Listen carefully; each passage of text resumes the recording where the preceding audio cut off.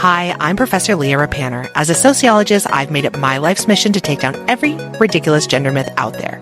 Like, do pretty people get paid more, or are women better multitaskers? This is Misperceived. Hi, everyone. Welcome to Misperceived. On today's episode, I'm going to talk to you about something that came through from one of you who is a listener. So I got an email. Thank you very much from a listener. I love you. I ask for emails from you, asking for episode ideas. And one listener came in and asked for what is the difference between equality and equity. This person said, I'm talking to my partner and I'm trying to help them understand why this matters and what's going on here. And we keep having this fight about equality versus equity and what we want in our relationship. And can you help explain it? So I'm nothing if not here for you. So here it goes. What do you want in your relationship? Do you want equality or do you want equity? And what in the world is even the difference? When we think about this, a lot of times, as we've talked about gender issues, we've really talked about how do we get equality? How do we get equal representation? How do we get equal access, equal divisions? And I want to say this probably preliminarily was really, really important. It still remains important, but equality is this idea that you get what I get. We have equal access to everything. So if you go to university, I should be able to go to university. If you're able to work in paid employment, I should be able to work in paid employment. And so increasing equality within a society is really about access. Who has access to what resources, and is the access equal? I talk a lot about it around gender, but of course we can talk about racial equality. Or if you're living with a disability, do you have equal access to, say, a swimming pool or access to a building? This is about equality. This is about thinking about how do we create lives or spaces, conversations, share the resources, or create an environment in which people have equal access to everything, equal access to the things that matter, equal access to healthcare, equal access to mobility, equal access to work, equal access to education. And for many of us, this is a really, really key dimension of creating more equal worlds, right? How do we have worlds in which just because of my gender or my race, my indigeneity, my ability, my class level, I should not have less access to the things that really matter? Okay. So that's what equality is about. And so we think often in our relationships, like the equality, that we often take an equality lens in our relationships, in part because it's thinking about who is doing what and is it an equal division? If you are someone who is tracking, say, time, okay, you did the dishes, that took 5 minutes. I did the laundry, that took 10 minutes. We have a time deficit. You are striving towards equality. You need to do 5 more minutes of tasks, and that will get us equal divisions. When we think about this in the research, right, we think about equality often around time use. You only have 24 hours in a day. Where is the time being allocated, and is it being allocated equally? How many hours a day do you spend in paid employment? How many hours a day do you spend in childcare? How many hours a day do you spend in leisure? How many hours a day do you spend in housework, right? And we think about how do we take these kind of units of time, which is an equality argument because every single one of us has 24 hours in a day. You do not get more time, right? If you're a man or a woman, if you're black or you're white, you don't get more time. Everyone has 24 hours in their day. But the question is, where is that time going and how does that reflect equality? How does that reflect power and resources? So most of us have done these things, right, where we've looked in the research around this question of time use, this question of time use as a form of equality. And so if you're in your partnership and you've kept track, if you've started to keep track of things, you are entering into your partnership from an equality lens of, okay, I am doing this much time in paid employment and this much time in housework and childcare. And how do we start to equalize this? This is an equalization argument around equality.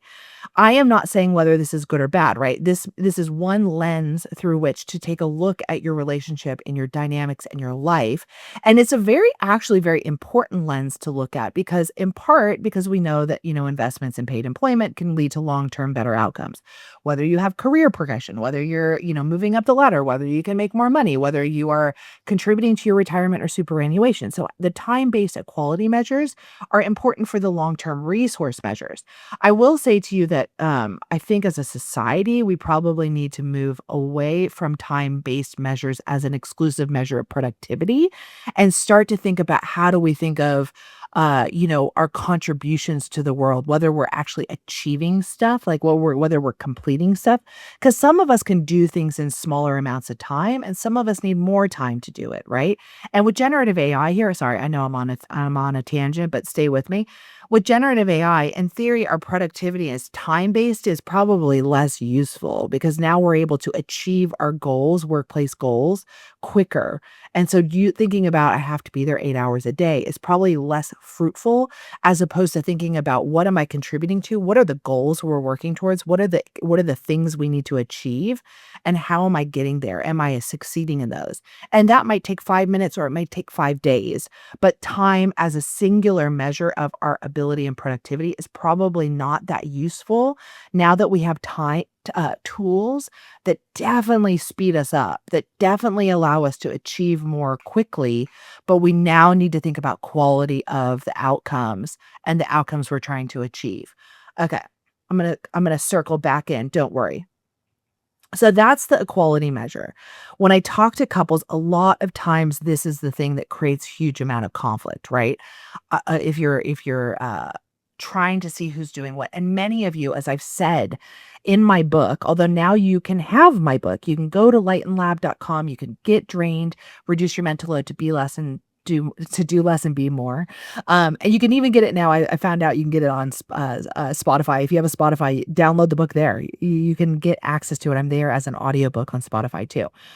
But we haven't really equalized the mental load, right? But I've given you this tool now to help to see the ways in which not only our time is based in equality, but our mental load energy is being unequally drained.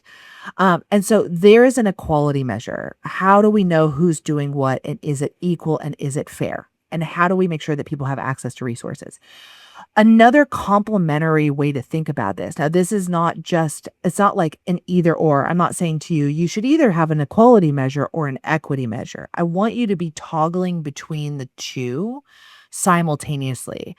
Equality is important. Yes, period. Equity is also important. Equity is this idea of how do we make sure that those who need the most get the most?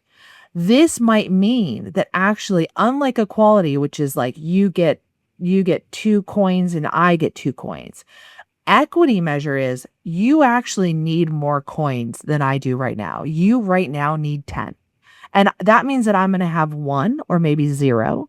But equity indicates that we give to those who need the most, we give them the most. This, you can see the value of that in a society and a culture. Yes, you have to increase equal access to things. You cannot have discriminatory policies that do not allow some of us to have access to resources. But then the next step is once you give access to, you need to think about equity. Who needs more now? Who needs an additional investment? Because what we have is even though there's equal access to, there are not equal outcomes from. So how do you increase the investment in those who require more at this moment in time? If we bring this back into the household and we think about equity from a household's perspective, Claudia Geist and I wrote this article years and years and years ago about like some of what happens in a household is a little bit about equity. It's an economy of gratitude. And Arlie Hochschild talks somewhat about this in her work too. But it's this idea of like you and your household are probably actually using your innate knowledge of who needs what right now. You're probably more likely taking an equity perspective of like who in the current moment needs what resources, and then building more resources into those people. Thinking about your child. Does your child are they having a hard time at school right now. Okay, maybe they need extra care. They need more downtime. They need more leisure time. They need more home cooked meals, right? Meals they like to eat. And so you are increasing your energy and increasing your investment so they can do less but be more loved. That is an equity approach within the family. And that probably is what many of you are doing right now.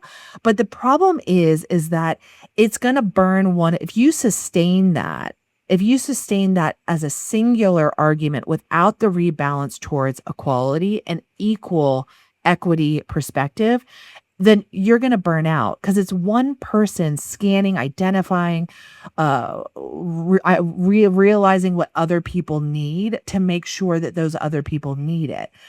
What I heard across the interviews was that mothers had a very hard time putting their needs first. They had a very hard time identifying their goals, their dreams, and their ambitions. They had a very hard time bumping themselves up to the top of the list.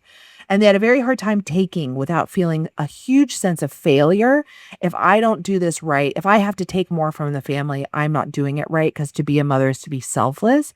And guilt. If I have to take from the family, it's a problem because actually they deserve more. You are too stuck in your equity mindset. You actually not seeing the ways in which you are a part of the equity equation. So I am saying to you, equity feels good. Equity is not equity in the absence of equality. So if only one person is giving constantly to everyone else to make sure they have what they need because they need the more, but they never actually take, that's not equity. That's gaslighting. You are gaslighting yourself. You are putting yourself to the bottom of the list. And that is a toxic, harmful pattern that needs to be broken. What I ask is that you you start to shift between an equity and an equality perspective.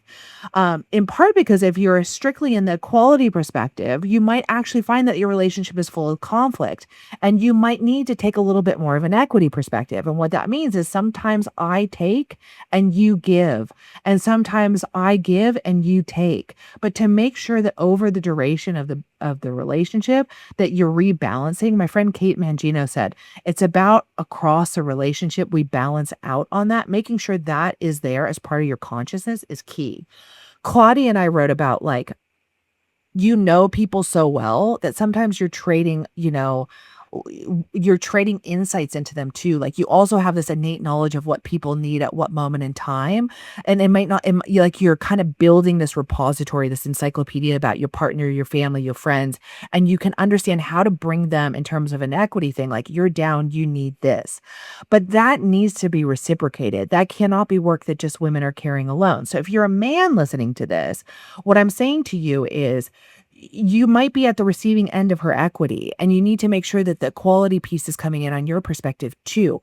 Yes, you may be working more hours and you might need more at this moment in time, but how do you make sure that that then is reciprocated? If there's an intense period of time, you might need to take more and you might need the family to rally around you, but how are you rebounding that? What is the answer on that? How are you making sure that when that kind of the intensity ebbs, you are reinvesting back in, because that you got the $100, right? And they took zero. So now it's your turn to give them the 100. What does that look like? What does she need? What do your kids need? How are you having more honest and open conversations about equity leading to equality and equality leading to equity? That it is a simultaneous circle across this. I had another conversation. I'm almost done on this, I promise. With Brian Page in Modern Husbands. And one of the things he said is the key is to make sure you have equal access to leisure. And leisure means uninterrupted leisure time, not leisure with the kids, not leisure with the family, not a family outing. But how do you make sure each partner has equal access to leisure, that you are getting the hour or the 2 hours or the 3 where you are alone? You get to do what you want. There's money and resources to allow you to have the decompression time, and that is equal. If I'm a man in the partnership and I'm taking 3 hours a day or 4 hours a day to play video games and watch television and watch sports or do whatever I'm doing, go to the gym, go for walks, and she has half an hour, well, then you need to rebalance that out. You need to balance that out so that it's not 4 hours and 30 minutes, but it's equal leisure time. And so I thought that was kind of an interesting idea. I don't think it's a silver bullet on this, but I thought that was an equity argument. Well, it's like an equality argument. Sorry, it's an equality argument that might bring a host of additional benefits to the relationship and help people. Even if everything else is unequal, that might be the key to equity. I'm curious what you think about this, because we're not going to necessarily always have equal divisions of labor. We're not always going to have equal partnerships. That is hard to do. But can we have this equality plus equity perspective where we know that things will get imbalanced and sometimes we have to give to the other, but how do we make sure that that rebalances out? So you almost have to go inequality, equity to equality. And it's almost it's a cycle, not a vicious cycle, a beautiful cycle. What do you think about this? How does it operate in your relationship? Where do you see the opportunities to do something new with your partner, to step in a different way? And how would you do that? What's worked for you? I would love if you can share back to me on @Prof Leah Ruppanner on Instagram, or even send me a message, because what I'm finding is that as I'm having these bigger conversations with you, I'm learning from you, but I'm also able to share your learnings back in all the spaces that I'm talking. I can't even tell you how valuable this has been for me, because I'm hearing you and I'm hearing the patterns that come in. And then when I'm talking in front of hundreds of people, I'm telling them what you've been telling me. And when I'm posting on Instagram and I'm getting a bunch of people that look at this, I'm sharing through your insights. So this conversation is such a gift to me. Keep going. I love it. Keep going with it. I'd love to hear from you. Okay. So I'll tell you again, you can find me on everything. You can get my book, Drained, Reduce Your Mental Load to Do Less and Be More. It's there on everywhere, on Amazon, on everywhere you can. It's on Spotify. You can ask your local library to get it. Please, just any way you can listen, I would love. Any way you can download it, I would be grateful. Even just if it's on your Spotify premium and you hit play, perfect. And also you can connect to me on all of them. Let me know how this is hitting, what's resonating. As usual, thank you for listening to Misperceived, where you don't need a PhD. You just get to come hang out with me. And I love you. I hope you have the most beautiful week and everything goes exactly as you want it to. Or if not, you have the wit, humor, and joy to laugh when life sends us all the nonsense that life sends us. I love you. Have a great week. Bye. Mwah.